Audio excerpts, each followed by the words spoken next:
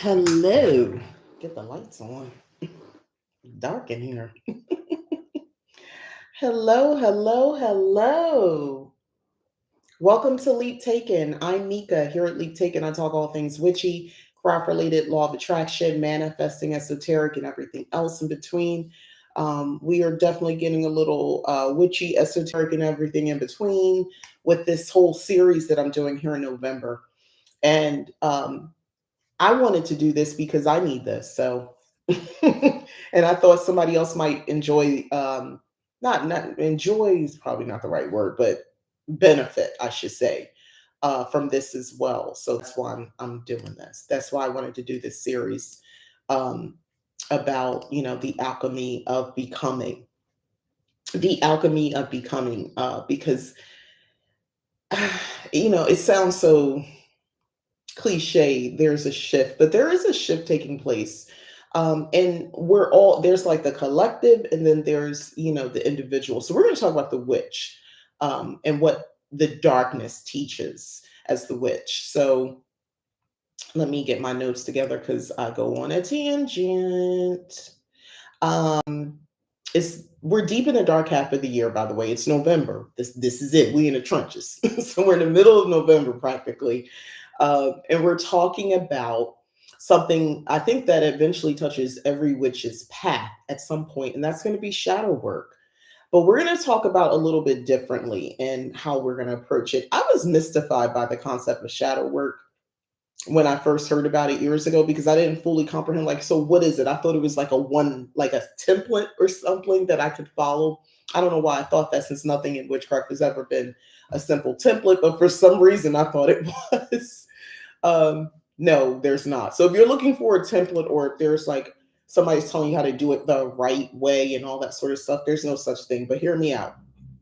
I'm sharing my practice with you. This is what we're doing. And I hope that you can be inspired or learn something from it. Um, so, with that being said, this is shadow work for the season. What the darkness teaches is this conversation is, I'm going to keep it cozy, honest, because I'm an honest person. When I talk about navigating emotional lows, learning from our darker emotions and how to alchemize, that's what we're talking about. This is the esoteric piece. Alchemize that heaviness into wisdom. I'm actively doing it, and I've been doing it. So I'm talking from what I know, not what I think, not what I heard, not what I know. All right, let me get a sip of water on that. What I know for me. We've just come out of Samhain, the witch's new year, because that's how I approach it. And that energy still lingers. So the veil might be thinning again, though. It's thin, but but not between the worlds this time, but between you and your inner self. So today we'll talk about what to release after Samhain, how to honor your own darkness without fear, and how to work through this season sort of with gentleness and magic, and with magic. So understanding the darkness. So when witches talk about the darkness, it's not about the evil or negativity. It's about the unseen. So the darkness is where things rest, grow roots, and prepare to bloom again. Remember when, for us mothers, well, actually, for us humans, we were, what am I saying? For us creatures, we were born, everything that's happening in utero is in darkness. They're not getting a light source per se, but it's in darkness. And people, creatures, the living are born out of darkness. The roots in the soil, it's in darkness. So that can be a beautiful place. One of the things that I had to overcome coming out of Christianity all those years ago was not being afraid of the dark.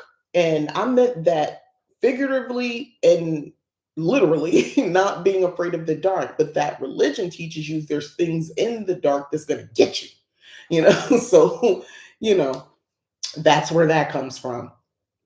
But I do just want to, point out, the same way that seeds need dark soil to sprout, we need our quiet seasons, is where I'm going. Our introspective moods, our shadow time. So Shadow work isn't about necessarily fixing yourself. I believe it's about seeing yourself fully, all of you, even what's lurking in the shadows. Um, and again, we've all been taught a lot of us have been taught to hide our anger, our grief, jealousy, and fear, but those emotions are teachers. And the shadow says you can't heal what you've refused to face. And when we finally sit down with that shadow, you realize it's not to harm you, it's here to hold up a mirror and not for you to like crash out about or for you to like fall apart about. It's for you to finally see it all. I've shared how I would be envious as a kid sitting in the church, like, why they didn't mention my name? I got an A on my test. I made the honor roll. Why nobody say nothing? I'm with my mom. Why you ain't you ain't tell them about me? I did well. I'm on the honor roll. Why they ain't talking about me? Why they talking about some sister? I don't even know who she is and who these kids are. I want them to talk about me. Years later, well, why everybody think this girl's so attractive? I mean, I see it, but I don't think she's that attractive. I'm not saying I'm necessarily better than her, but I'm just saying I don't think she that cute. Why is everybody falling all over her? Oh, well, because her hair is long. I can grow hair. Like, fast forward. Why is this person, the darling? Why when she calls out, she don't get in trouble? Why is it okay when she, she's on her next baby and they're throwing her a shower. Well, I'm married and I'm talking about having a baby, and they just like, oh, like it's a problem. Well, make sure you put your dates in. Wait, what? Like that was more about racism than jealousy or anger. I was angry from the racism. That's a real story. All these are real stories. But knowing that we're humans, we're capable of envy, of greed, of grief, of fear, of anger, and all those things. Yes, witches as well. I recently acted out of built up tension, annoyance, anger, and I unleashed on a bunch of people in person. And I said really angry things. And oh, I'm not taking it back because I meant everything I said. Oh, I did. That's not where this was going. Oh, no, no, no, no. I meant what I said. The thing about it is, I wish I didn't say it because I don't like giving people the satisfaction of seeing me in full anger and seeing all those emotions on my surface. It feels like you saw me naked, even in my anger. So I've been doing some work, and this just is from like last month, family trip. So one of the things that I have been working on myself is like it's time to sit down with your feelings, Mika. Time to sit down with your feelings. They're not here to harm you. I'm using my own words on myself. It's time to hold up a mirror and let's talk about it. Introspectively. Let's get into it. Let's work through this, and then let's try to release some of this anger. So, what to release after Samhain? Samhain marked the end of one cycle and the beginning of another. So after that portal closes, what's left is integration, figuring out what you're carrying forward and what you're leaving behind. Think, and I'm calling it the Witch's New Year, so think kind of the same way you think around, January 1st. What are you taking with you into the new year? This is the Witch's New Year. What are we carrying? And I'm integrating shadow work into this process. Okay. So here's what I want you to think about releasing this season. I'm giving you some suggestions. Emotional expectations. Let go of the idea you need to feel upbeat or productive during the darker months. Rest is productive and reflection is powerful. I'm gonna tell y'all right now, one of the things that I've been doing is I've been playing this. If you're in my I've been playing the Sims 4. If you are on the Discord, Leap Taking Safe Place for Witches, I've talked about it. I'm not over there doing too much because I don't want to turn that into, my personal place where I'm harassing people, telling them about Sims 4 all the time. But boy, listen, this fits for my perimenopausal journey. and just, whatever my little crazy brain be up to. This makes me feel better. It's a creative outlet. I love learning new tricks and the mods, and there are so many talented people out there, and I'm just eating it up and loving all of this stuff. I watch YouTube videos of builds. Like, it has taken up, like, this is my hobby now. This is what I do.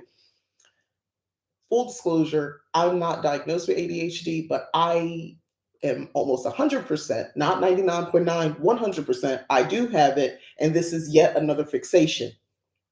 If you've been following me for some time, you've probably seen several different fixations that I have and how they manifest it. It's not that I don't like the things anymore. I just don't have the level. Like, when I go in, I go all in.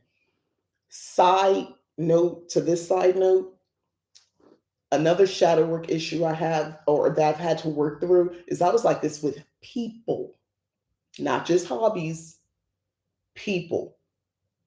I learned I would have a slight it wasn't really the person, it was what I was feeling around them and the idea of them. And I will fixate. I realized I started relationships because of this ADHD fixation. Weird thing to learn, at this big age that I'm at. But yeah, but no one, when I was in my 20s, we didn't have TikTok, and people weren't openly talking about, their issues and their life and all that. So I didn't know that that was a thing. But yeah, it's a thing.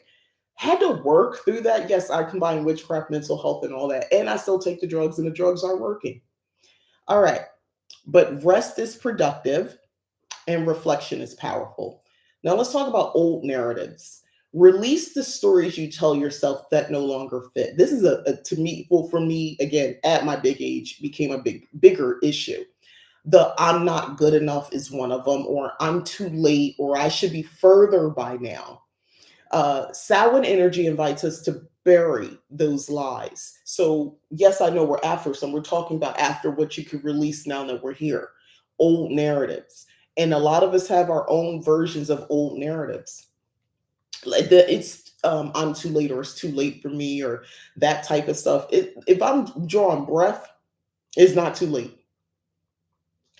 I might be late by somebody else's schedule, but not on my time. I'm doing what I want to do. I'm here where I'm supposed to be, when I needed to be. And I might come back. So easy. All right. Another thing is emotional clutter. So I'm just giving you three. This is a good time to do emotional house cleaning. This is something that's more labor intensive. Ask yourself, what emotions do I replay on a loop? Anger for me. Hence what I was talking about. Remember, I'm talking from what I know, what I experienced, not what I think or what I had heard. What emotions do I replay on a loop? I realized for me, it was anger. It's not that I'm angry all day, all the time. Yes, I know I'm an Aries, and people think that, but I'm not an angry person. Uh, but yeah, that's another conversation, my own work through. What conversations from the past am I still arguing in my head? What conversations from the past am I still arguing in my head? This is a big one for a lot of us. That had everything to do with the big blow up for me, because those conversations of the things I was hearing and the things that, had happened, and I couldn't get to the people and say it to their face. I couldn't do the thing, da da da da, in one big blow up moment. What old identities am I clinging to out of comfort? For some of us, when we were coming up, I'm Gen X, if you didn't figure that out. For some of us, the idea of being married and having kids, um, not getting married, but if you're having kids, you should be married. You see what I'm saying? Because a lot of my friends didn't necessarily aim, contrary to what people think, we weren't like shooting for marriage. That wasn't like in our thing.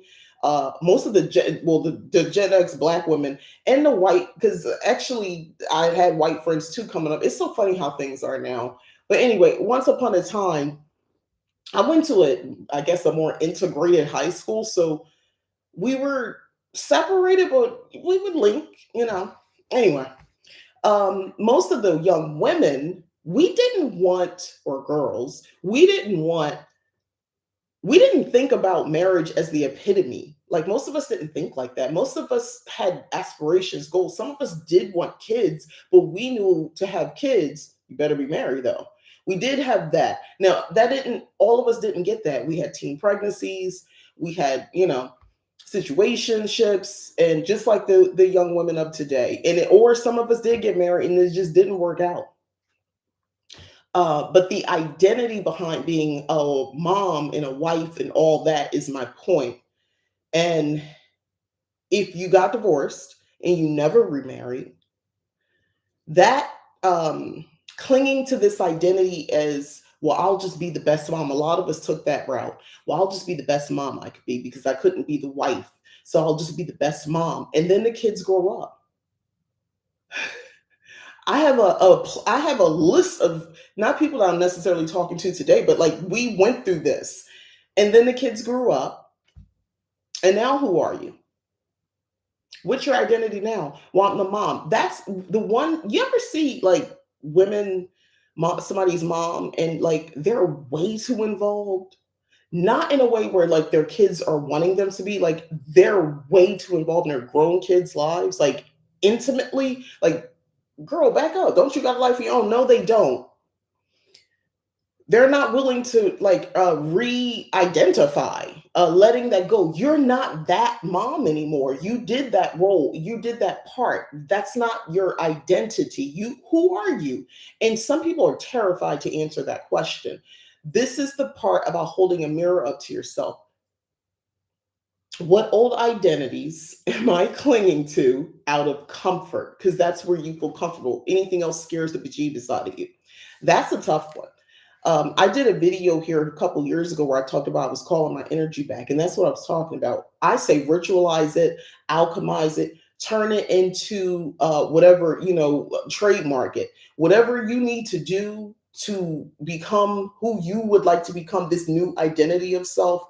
Listen, become a bat, become a really eccentric witch, become, you know, somebody that wears clothes that everybody tell you is too young for you. Become somebody that walks around in flowy dresses. Become an introvert. Go in the forest and buy a little cottage and be the lady in the forest. Move to the high rise. Move in with your kids if they're begging you to. Move away from your kids if you need to. Whatever it is you need to do, get out of it. A lot of times our physical surroundings can help us better with releasing, even if it's a temporary solution, like going on a trip. So when you write your answers down, when you write those down, you'll start to see what's ready to be composted into something better. So alchemizing grief and heaviness into wisdom. So we're going to talk about that now. So we all carry grief, not just for loved ones, but for lost dreams, for versions of ourselves or missed opportunities. This is the thing about getting older. We've all heard, I used to hear this when I was younger, live your life so you won't have regrets. And I tried to take that to heart as much as I could. I put myself in some real crazy situations with that idea in mind because I thought that meant like doing wild things, which to some degree, I still, I still kind of think that. But basically living on your own terms, within your world, within your little, your space where you are. Um, the witch's path doesn't erase grief. I want to be very clear. It can transform it. So here's how we turn emotional weight into spiritual gold. Witness the feeling. This is something I know to be true because this is something I've had to make myself deal with. Instead of avoiding your heaviness, sit with it. I'd say light a single candle and just breathe. Ask it. What are you trying to teach me? You're going to ask that heaviness, that overflow, what are you trying to teach me? That simple act turns pain into communication.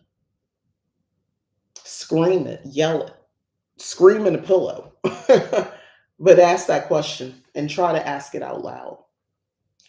Name the lesson. So, grief often carries wisdom. It shows you what mattered most, what needs love, or what boundaries you ignored.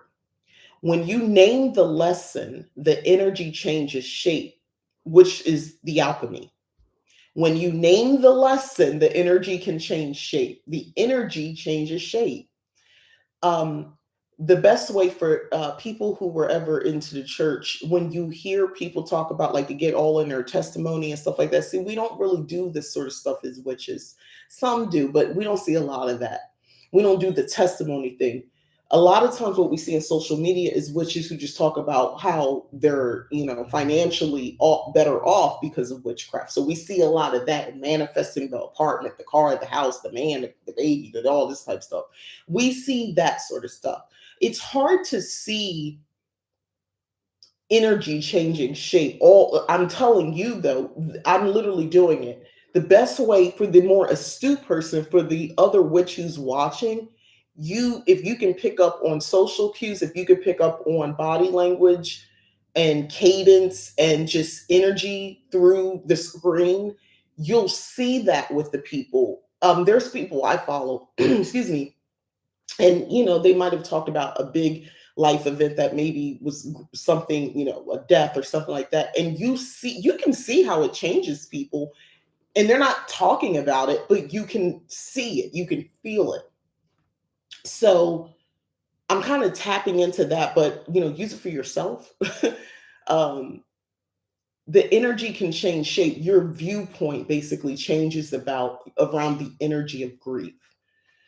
So here's what you can do also: create a ritual for release, which is kind of what we've been talking about. Try writing your grief, your guilt, or frustrations on paper. If you don't like writing, create a collage of imagery. Free write, just like automatic writing type stuff. And like think about the situations, whatever it is that brings up those feelings, and just scribble, write, do whatever you're going to do on a piece of paper. That counts too. Once you're done with that, burn that paper safely in a fire safe bowl. And you want to say something like, "From what I've released, I rise renewed." This turns emotional energy into potentially spiritual strength. The more intent you put behind it, of course. Um, Another thing that I would suggest that you journal about after this is, what is my darkness teaching me right now? Um, and you can just write it and wait until you're ready to put an answer. So, herbal allies for shadow season. So I like herbal magic. If you didn't know, I'm a cottage witch.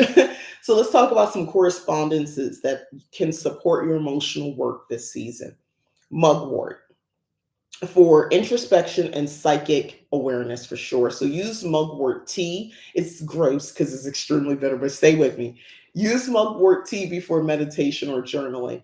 It helps you access subconscious wisdom.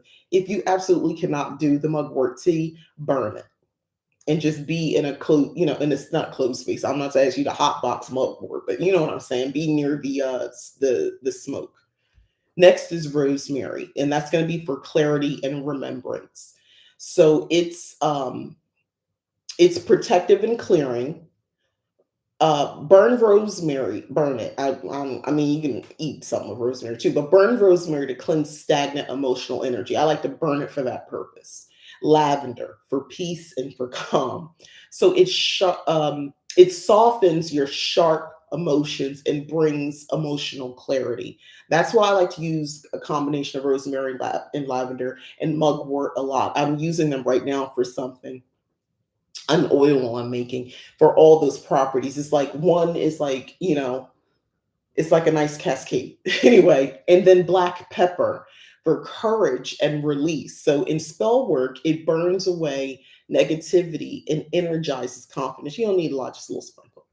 And if you really want to be extra witchy, get the fire going already and then sprinkle a little black pepper and watch it go off. And then there's chamomile for gentle purification. So it's perfect when you need to process your emotions softly. And I think it's ideal for grief work. I like using chamomile for that purpose as well. If you make herbal blends or teas, this is the perfect season to create your own shadow season tea. You can do a little bit of mugwort. You don't have to do a lot because, again, it's extremely bitter. Mugwort, you can mix that with the chamomile. And you can add a little cinnamon too if you want to try that, or just a little bit of mugwort and some chamomile as well would be a good way to start. Excuse me. Practical witchy tips for shadow season. So let's talk about how to keep your magic grounded and supportive when you're in shadow season. Keep your lights low. Use fairy lights, or firelight. Softer light invites stillness and reflection. In my home, I try not to use the big overhead lights. I even put a little Tiffany lamp in the kitchen. I thrifted it a couple years ago. It took me forever to finally put a light bulb in it, but I did. And I've been using that, and I have the under cabinet lights. Just, I didn't wire anything. I just got the kind you stick it up there and they're battery operated. And you just touch them. You know what I'm talking about.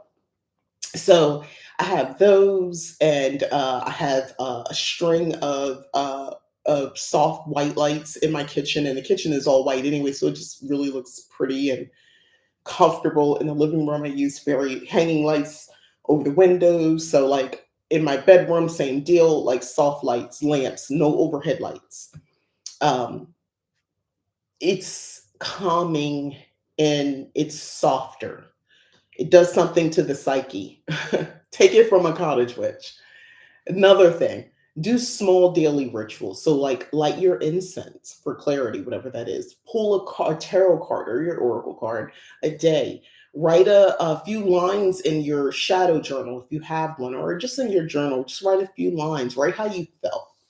Honor your ancestors and guides. So, they've walked through this darkness before. Call on their strength. Another thing is practice softness. Now, hear me out. Shadow work doesn't have to be dramatic.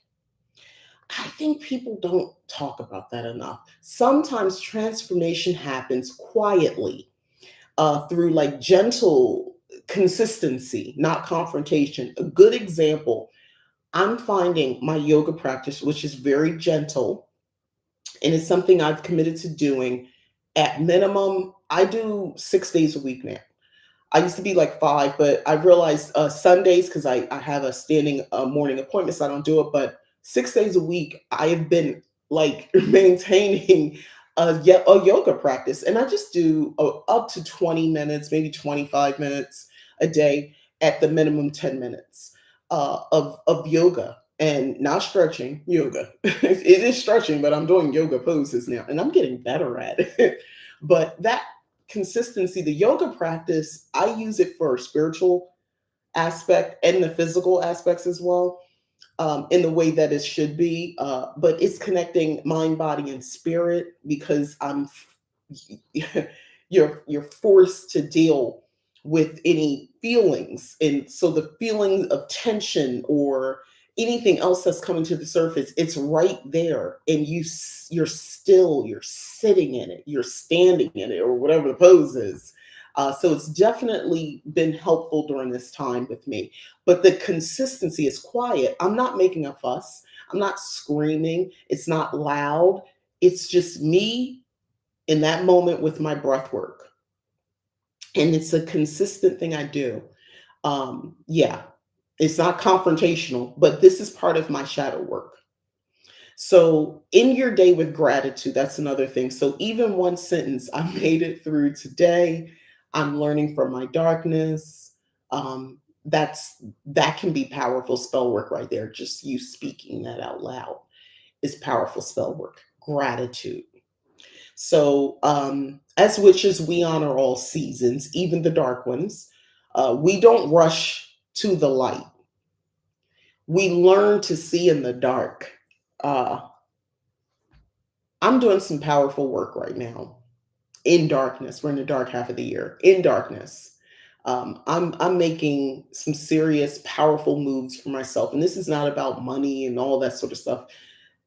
This is about where I'm at this stat my where I'm at this stage of my life. And I've just felt like I've been letting out the more I've been doing this, I've been letting out just like a sigh of relief. Like my shoulders are resting a little easier. I'm just a little bit more chill and a little bit more calmer. Um, I feel more myself, but a different self. It feels good though. It feels good. Again, we don't rush to the light. We learn to see in the dark. That's what makes the shadow work sacred. It teaches us that the light and dark aren't enemies, they're partners. You can't have one without the other. The darkness isn't here to consume you, it's here to reveal you. I say that about grief because when you're touched with that, it can feel like if you're not careful, it can consume you. In true grief, it can feel in the depths of it like you might not come back. Like when I mean come back, for those who know, you know what I mean. You might not come back. Um, I'm giving insight and inspiration on how to work within that. So if you're feeling heavy or emotional right now, you're not broken. And that's something I had to tell myself. I'm not broken. This didn't break me. We contain multitudes. I can, I wouldn't say I can handle this, but this is how I've been handling it. But I'm not broken. Um, you're just in the refining fire. You're becoming your next form. You will be forever changed. You're not going to be the person beforehand. You're going through the fire.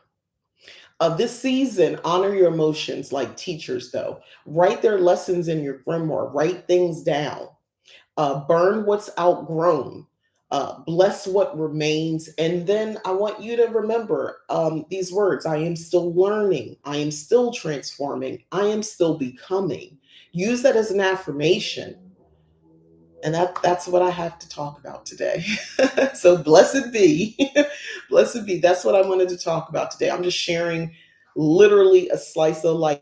I had a whole separate set of ideas of what I was going to be doing. And it was a lot more fun because I was just thinking about, the politics, the government, all of the crazy stuff. Um, however, um, you know, I rose to the occasion, and here we are of the things that have been happening in my life, and I went in this direction, and I feel like this is where I need to be. So, if you are interested in understanding more on this topic, um, I am going to be doing a ritual that only the members get to see. Leap taken membership here on YouTube is basically essentially a Patreon, and I'll be doing a light in the dark jar spell. By the way, there, and some journaling prompts and I started a new thing with after the witch's new year. So not we have a different sort of path that we follow. I'm going to do a official video for the members. Like so, if you click on member and it like the member only video to kind of advertise what's included. So I'll be updating that soon. But basically, it's something where we'll do. I'm basically teaching as a high priestess in our little coven, and I'll be providing grimoire pages for you to download for free. So they get a coupon code. They can go to my website and get it. If you want that same ritual or anything like that, you just have to pay the price of what they pay to be in a membership, which is $5.99. So there you go. But per thing. But you can just join a membership and pay that monthly, and you'll get all this great knowledge. And I feel really good about that. I feel very refined myself and my teaching abilities. I feel like I just went through my own alchemy. I was going to say alchemize process, but anyway, yeah, I feel like I've gone through that myself very recently, and I'm fresh and shiny and gold from that. But it wasn't, it was painful. I'm not gonna hold you. It was a painful process, but here I am. And this is me, much more laid back. I like this version of me, much more chill, much more laid back, but holding a multitude and holding wisdom and still open and ready to receive and learn more. So thank you for watching. Again, this is Mika, Leap Taken. Don't forget to like the video, comment if you'd like, subscribe if you haven't already. Check out our Discord. Everything's in the description. Leap Taken, safe place for witches. Come communicate over there. It's free. I'm not trying to get you to do or buy or do anything. I just say, hey, watch a video occasionally, so I post that. But I'm not like hard selling anybody. Go to my website, check out the products that I sell. I sell grimoires and books of shadows. I also sell my services there as well, so please feel free to check it out. And again, thanks for watching. Bye.